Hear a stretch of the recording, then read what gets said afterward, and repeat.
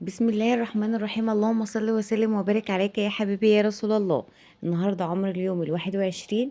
الفراخ بتاعتنا المكان نضيف، فرشين فرشة جديدة لسه كنسين لهم. النهارده رشة جير ورشة نشارة خفيفة كده. دخلنا في العمر اللي الغلطة فيه بتزعل، الغلطة فيه بتعمل نافق كبير، وفي الوقت ده أقل حاجة بتزعلك.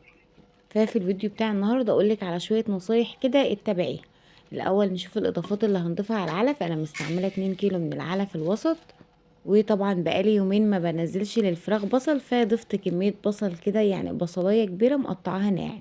كمان النهارده اول يوم اضيف الحلبه الحصى. انا اول ما بدات حلبه للفراخ بدات اضيف لهم حلبه مطحونه، وبعد كده حلبه مكموره مع نص كوبايه ميه. والنهارده اول يوم احط لهم الحلبة الحصى، ده عمر 21. الطحينة مكملة معانا.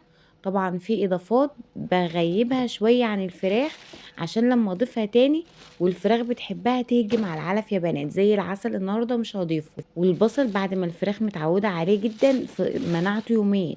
ضفت كمان معلقة صغيرة من الجنزبيل، حبة البركة، الكركم. الحاجات دي مكملة معانا، وبرضو ممكن نستغنى عن اي اضافة فيهم يومين.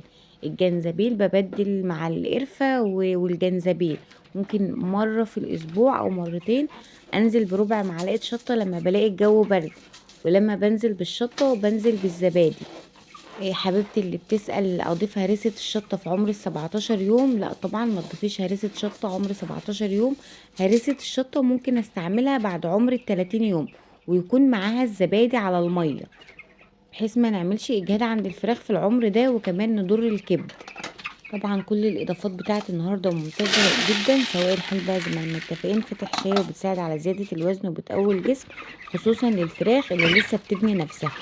البصل مضاد حيوي وطبيعي، بيقوي المناعه وبيحمي من البكتيريا، بس دايما باعتدال يعني. شايفين انا بضيف باستمرار البصل. وقفت يومين الفراخ هجوم شرس على العلف. انا شايفه ابنك كده لما تعوديه على اكله حلوه وبيحبها وخلاص يتعود عليها، وتشيليها من قدامه يوم او اتنين، لما ترجعيها تاني هتلاقيه بياكل فيها، يعني هيسحبه في العلف اكتر من اليوم اللي قبله. ضفت كمان الخل على العلف مع المكونات بتاعتنا. طبعا الخل مضاد سموم، بس مش بديل مضاد السموم البيطري، خصوصا في العمر ده. العمر ده سقاية خل وسقاية مضاد سموم. النهاردة هنزل بمضاد السموم 2 سنتي على اللتر المية. مضاد السموم بيقلل المشاكل اللي بتظهر عند الفراخ وبيزود الوزن، خصوصا الناس اللي بتشتري علف بالكيلو، فلازم تضيفي مضاد السموم، خصوصا من ال20 يوم لحد ما تطلعي الدورة. يوم ويوم سقاية فيها مضاد سموم، مش خل. الخل ايوه هو بديل لمضاد السموم بس في اول، يعني والفراخ لسه صغيرة، لكن بعد كده الخل مش بديل مضاد السموم البيطري خالص. فاحنا نكون عاملين احتياطاتنا كده وربنا يحسن ما بين ايدينا.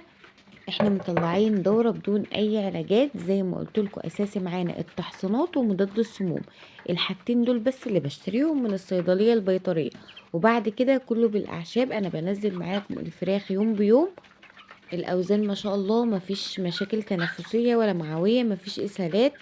ده مضاد السموم اللي انا بعمله يا بنات، لو عايزين تاخدوه سكرينة. العلبة دي ب30 جنيه، ممكن تطلع معايا دورتين على فكرة، عشان احنا بنعمل حاجة في البيت. السقاية دي هيباتوا عليها لتاني يوم. انا بدأت استعمل مضاد السموم البيطري بعد عمر ال15 يوم. من اول العمر يوم لحد عمر 15 يوم كنت بستعمل الخل.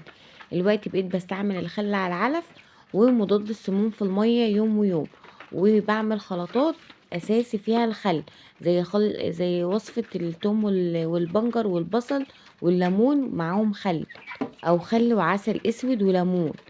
فكل الوصفات اللي بنعملها بنكون ضايفين لها خل، وده عشان مضاد سموم يا بنات. السموم ما بتختارش غير اكبر فرخ في المكان وتقضيلك عليه.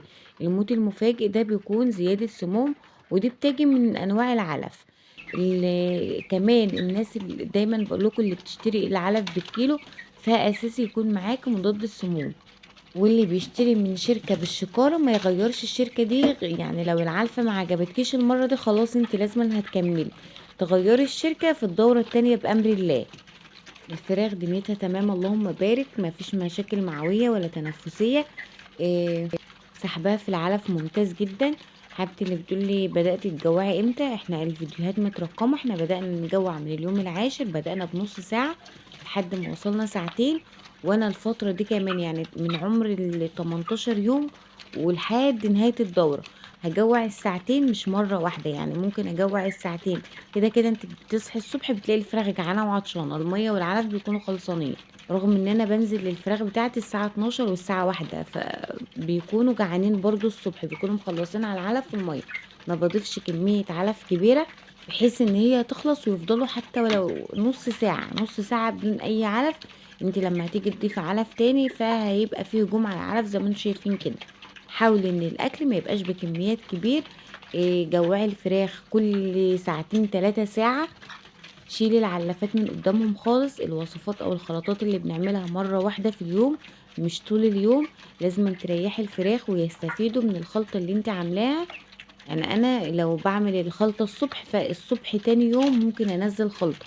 لو بعملها بالليل، بالليل تاني يوم بعد 24 ساعة بعمل خلطة تانية. خلاص احنا النهاردة اليوم ال21 ان شاء الله. وما تنسوش التحصينة يوم 22 و23، تاني تحصينة للكوكسيديا. احنا ما تقريبا كده ما فيش اي ادوية، بس اساسي معانا التحصينات زي ما قلت لكم من اول يوم، عشان ما تواجهيش مشاكل. الكوكسيديا مرض داخل اساسا، هي بكتيريا داخل الفرخ. بتنشط. الفرشة مش نظيفة، مثلا الإخراج بتاعهم نكشوا فيه، أكلوا حاجة منه، فبترجع تنشط تاني وترد عليهم. وده التحصينة بقى اللي بتقضي على الكلام ده. أول تحصينة اللي هي من عمر 12 و13، تاني تحصينة عمر 22 و23. فبنكون في غنى عن الكلام ده، وما بيبقاش فيه يعني الفراخ بنحافظ عليها من الأمراض اللي ممكن تجيلها، وأهمها الإسهالات بجميع أنواعها. ما تستخسريش، عايزة فرخ صحته حلوة بدون أدوية ويرمي معاكي أوزان. يعني لو انت عاملاها كمشروع تكسبي منه، فامشي على الخطوات بتاعتنا ان شاء الله هتاخدي أفضل أوزان. وحبيبتي اللي بتسأل على بديل العلف، تقدري تحطيه من امتى؟ انت ممكن تبدأي تضيفي إضافات بعد عمر ال25 يوم، بعد عمر ال30 يوم. بس أنا ما بنصحكيش بيها. يعني احنا لو جايبين 10 فرخات 20 فرخة حاجة للبيت، فانت اكليهم علف، ما تحاوليش تضيفي اضافات تانية.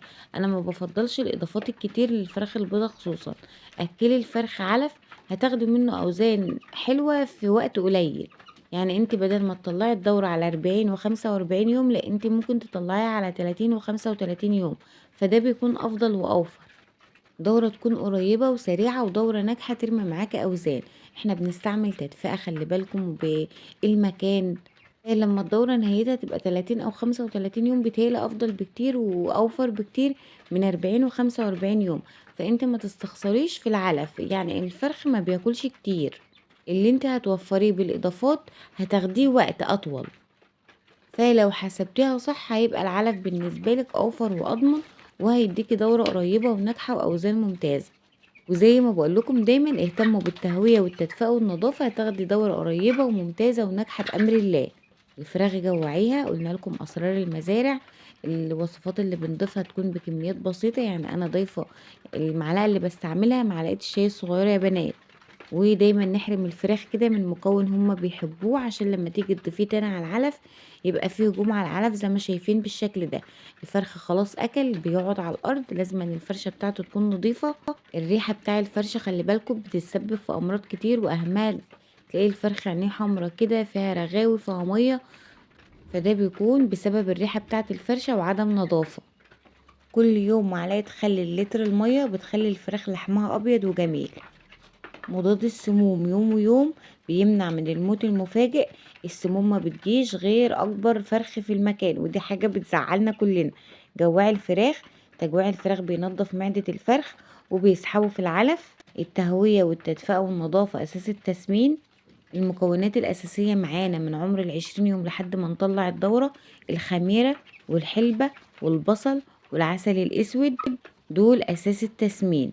إيه عندك بقى؟ الكركم وحبة البركة والجنزبيل والقرفة، وطبعا النشا معانا هي والمطحون بتاع الرز، بدل بنستعمل العسل. دول ممكن تبدلي معاهم بحيث ان كل حاجة من دول تبقى مرتين 3 4 مرات في الأسبوع. وكل الحاجات دي كل فيديو بنقول الفوائد بتاعتها. ربنا يحسن ما بين ايدينا جميعا، وان شاء الله ربنا يحسن ما بين ايدينا جميعا. امشي على الخلطات دي وان شاء الله هتاخدي دورة ممتازة قريبة باوزان عالية بدون نافق. انتظروني في الفيديو ال 22، هنضيف تاني تحصينة مع بعض، وان شاء الله نشوف الاوزان بتاعتنا كل يومين 3 كده. اشوفكم في فيديو جديد، ومع السلامة احلى اخوات في الله. ولو وصلتوا معايا لحد هنا ما تستخسروش اللايك في اختكم سوزان، ارفعوا الفيديو باللايك عشان يوصل لاكبر عدد من المشاهدات. كمان لو ما اشتركتوش في القناه اشتركوا في القناه وفعلوا الجرس على الكل عشان يوصلكوا اشعار بكل الفيديوهات الجديده. وعندكم اي سؤال سيبولي في التعليقات وانا بامر الله هرد عليكم. مع السلامه.